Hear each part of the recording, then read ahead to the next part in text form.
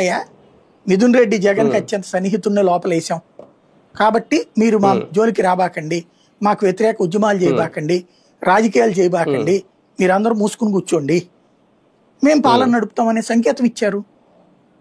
Success అయ్యారు కదా ఆ విషయంలో. మీరు ఇందాక చెప్పినట్టు చాలా మంది సైలెంట్ అయిపోయారు.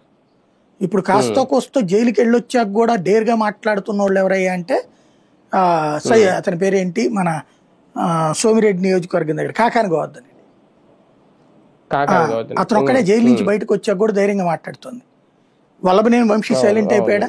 ఆ తర్వాత నుంచి ఈ రోజు వరకు ఒకప్పుడు మంచి వాక్చాతుర్యం ఉన్నటువంటి లీడర్ సైలెంట్ అయిపోవడం కదా, ఆయన ఫిజికల్ గా కూడా వీక్ అయిపోయారు. ప్లస్ మనిషికి కూడా ధైర్యం చాలట్లేదు. అతను ఇది ఫేస్ చేయలేకపోతున్నాడు. ఇదివరకటి మాటల్లో ఉండేటటువంటి ఆ దూకుడు డౌన్ అయిపోయింది. మేబీ ఎలక్షన్స్ ముందే ఏమైనా మూవ్ అవుతాడని తెలియదు, బట్ ఇప్పుడు ఇదైపోయింది. ఇంకోటి చెవిరెడ్డి ఒకడు, అట్లాగైతే చెవిరెడ్డి జైలు నుంచి బయటకు వచ్చాక ఎట్లా ఉంటాడో చూడాలి.